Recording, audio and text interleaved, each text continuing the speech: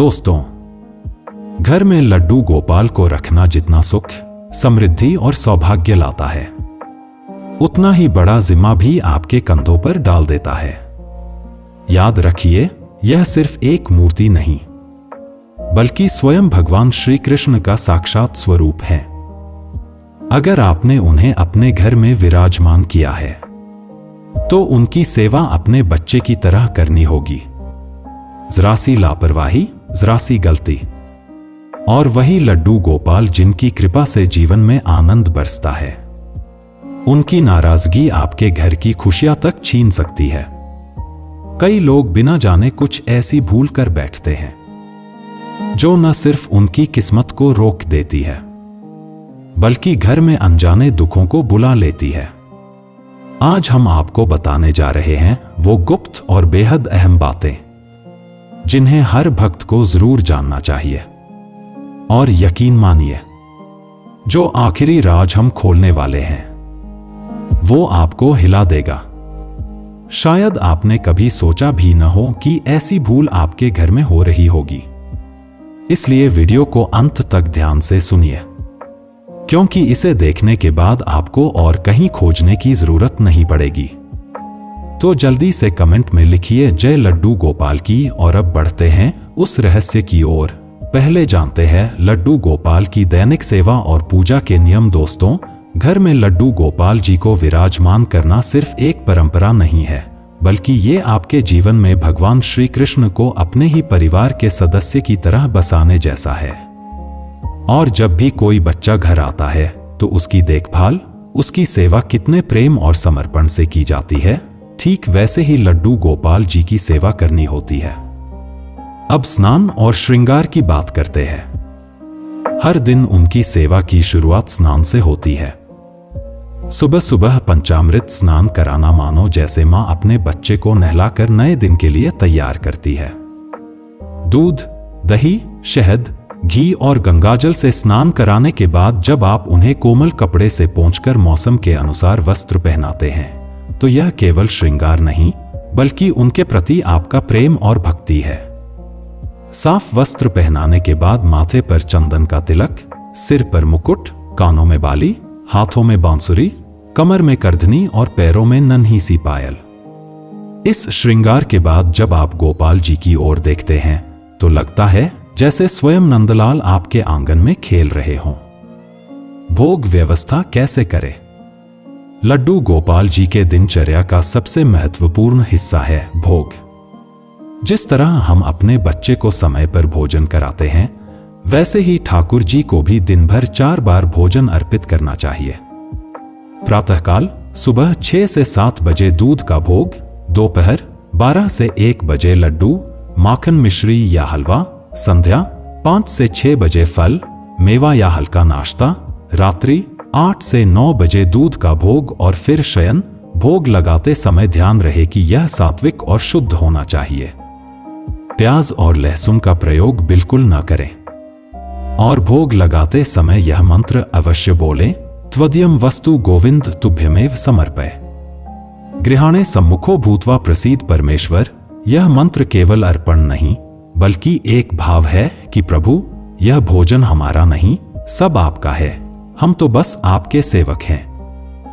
आरती और पूजा विधि को अब समझते हैं। सुबह हो या शाम, लड्डू गोपाल जी की आरती करना मानो घर के वातावरण को दिव्यता से भर देना है। दिन की शुरुआत आरती से होती है और अंत भी उसी से। तुलसी के पत्ते, ताजे फूल, धूप और दीप, ये सब जब आरती की थाली में सजते हैं, तो लगता है जैसे पूरे घर में भगवान का आशीर्वाद उतर आया हो। और जब भजन कीर्तन की मधुर ध्वनि के साथ आरती की लौ टिमटिमाती है, तो वातावरण में सिर्फ पवित्रता ही नहीं, बल्कि आत्मा तक को छू लेने वाली शांति फैल जाती है। उस पल ऐसा अनुभव होता है मानो स्वयं नंदलाल आपके आंगन में नाच रहे हों। शयन व्यवस्था और रात्रि की सेवा। दिन भर सेवा करने के बाद रात को लड्डू गोपाल जी को सुलाना केवल एक परंपरा नहीं, बल्कि प्रेम और देखभाल का सबसे सुंदर रूप है। इसे शयन क्रिया कहा जाता है। रात को सोने से पहले उनके भारी वस्त्र उतारकर हल्के, आरामदायक रात्रि वस्त्र पहनाएं। उनके लिए छोटा सा सुंदर बिस्तर सजाए जिस पर मच्छरदानी हो ताकि नींद में कोई विघ्न न आए। उनके पास एक छोटा पात्र पानी का रखें, मानो जैसे आप अपने बच्चे की सुविधा का ध्यान रख रहे हों। उनकी प्यारी बांसुरी हमेशा पास रखें ताकि उन्हें अपने प्रिय स्वर का साथ मिलता रहे। और सबसे भावुक पल होता है जब आप धीरे धीरे लोरी गाकर या नन्हे नन्हे पैरों की मालिश करके उन्हें सुलाते हैं। उस समय ऐसा लगता है जैसे आप केवल एक मूर्ति नहीं बल्कि साक्षात बाल गोपाल की सेवा कर रहे हों। महत्वपूर्ण सावधानियां जो जानना बहुत जरूरी है। लड्डू गोपाल जी की सेवा केवल श्रृंगार, भोग और आरती तक सीमित नहीं है।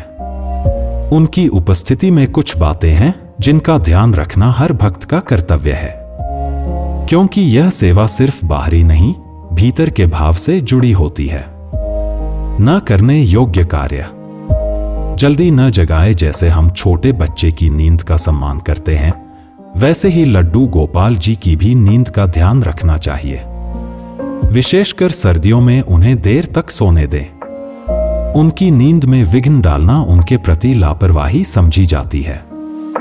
हर जगह न ले जाए। गोपाल जी को शोर शराबे या अपवित्र स्थानों पर कभी न ले जाए। याद रखिए, वे कोई वस्तु नहीं, स्वयं नंदलाल हैं। उन्हें केवल पवित्र और आवश्यक स्थानों पर ही साथ रखें। अकेला न छोड़े। जिस तरह हम छोटे बच्चे को अकेला छोड़ने से डरते हैं, उसी तरह लड्डू गोपाल जी को भी घर में अकेला कभी न छोड़े। यदि लंबी यात्रा पर जा रहे हों तो उनकी सेवा किसी विश्वसनीय व्यक्ति को सौंपें। गंदे वातावरण से बचें। जहां लड्डू गोपाल विराजमान हो वह स्थान हमेशा स्वच्छ होना चाहिए। टूटी फूटी वस्तुएं या गंदगी पास में रखना अशुभ माना जाता है और इससे वातावरण की सकारात्मक ऊर्जा कमजोर पड़ जाती है। घर में स्थापना के नियम। संख्या का नियम। घर में एक ही लड्डू गोपाल की मूर्ति रखना सर्वोत्तम है। यदि दो मूर्तियां हों तो एक को लड्डू गोपाल और दूसरे को बलराम के रूप में पूजना चाहिए। इससे सेवा और भावनाओं में संतुलन बना रहता है। शुभ दिन। लड्डू गोपाल जी को घर लाने का दिन भी बहुत महत्वपूर्ण होता है। जन्माष्टमी, एकादशी, पूर्णिमा या राधा अष्टमी जैसे पावन अवसर पर उन्हें घर लाना सबसे शुभ माना जाता है। इन दिनों की दिव्यता से आपका जीवन भी भगवान के आशीर्वाद से भर उठता है। व्यवहारिक सुझाव। दोस्तों, लड्डू गोपाल की सेवा केवल नियमों का पालन करना ही नहीं, बल्कि प्रेम और संवेदनशीलता से जुड़ा हुआ भाव है। जैसे अपने परिवार के सबसे छोटे बच्चे का ख्याल रखा जाता है, वैसे ही उनकी देखभाल करनी चाहिए। मौसमी देखभाल। गर्मियों में जब तेज धूप और गर्म हवाएं चलती हैं, तो गोपाल जी को हल्के, आरामदायक वस्त्र पहनाएं। भोग में ठंडी चीजें जैसे लस्सी, शरबत या फल का रस अर्पित करें। ध्यान रखें, दोपहर की तपती घड़ी में धूप और अगरबत्ती कम ही जलाएं ताकि वातावरण हल्का और सुखद बना रहे।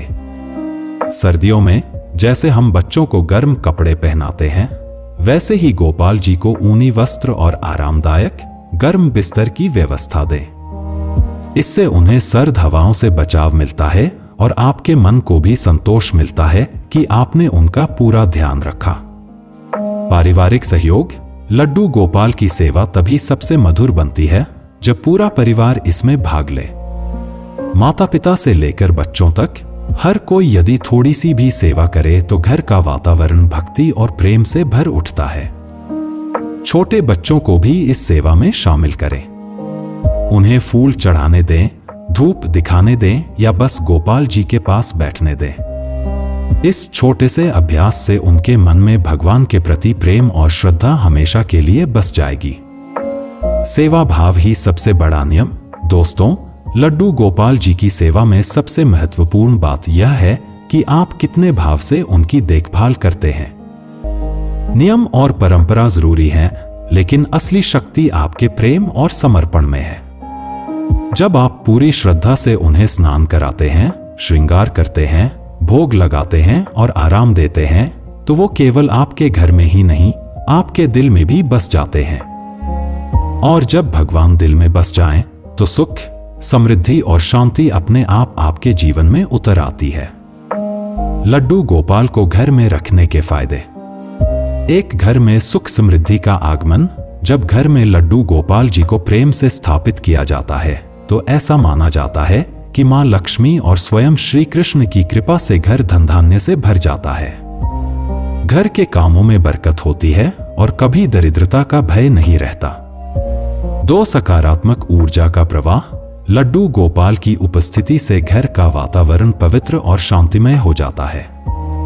जहां वह विराजते हैं वहां से नकारात्मक ऊर्जा दूर भागती है और घर में हमेशा सकारात्मकता बनी रहती है। 3 परिवार में प्रेम और एकता। गोपाल जी की सेवा अक्सर परिवार मिलकर करता है। इससे आपसी रिश्तों में मधुरता आती है। बच्चों को भी जब उनकी सेवा में शामिल किया जाता है तो उनमें संस्कार और भगवान के प्रति प्रेम बचपन से ही विकसित हो जाता है। 4 मन की शांति और तनाव से मुक्ति। लड्डू गोपाल जी की सेवा, भोग और आरती करते समय मन अपने आप शांत हो जाता है।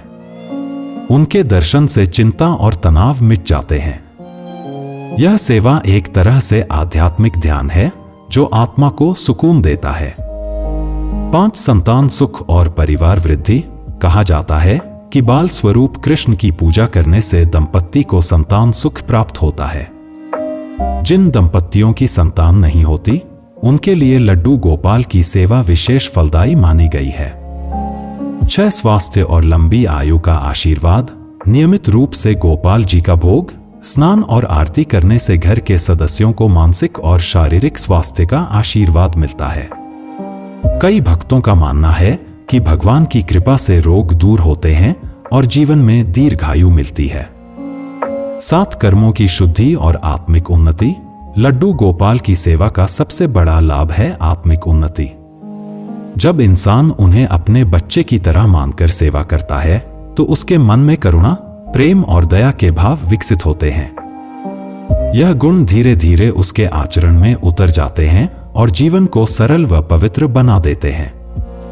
तो दोस्तों, लड्डू गोपाल की सेवा केवल एक धार्मिक परंपरा नहीं है, बल्कि यह हमारे जीवन का सबसे सुंदर रिश्ता है। जब हम उन्हें बच्चे की तरह मानकर उनकी देखभाल करते हैं तो वे भी हमें अपने स्नेह और कृपा से भर देते हैं। याद रखिए, उनकी सेवा का मतलब सिर्फ पूजा पाठ करना नहीं, बल्कि हर दिन उन्हें अपने परिवार का हिस्सा मानना है। अगर आप सच्चे मन और प्रेम से उनकी सेवा करेंगे तो आपके घर में सुख, शांति और समृद्धि कभी कम नहीं होगी। जय श्री कृष्णा। अगर वीडियो अच्छा लगा हो तो इसे लाइक और शेयर करना न भूलें और चैनल को सब्सक्राइब जरूर करें ताकि ऐसी ही दिव्य और प्रेरणादायक जानकारियां आप तक हमेशा पहुंचती रहें।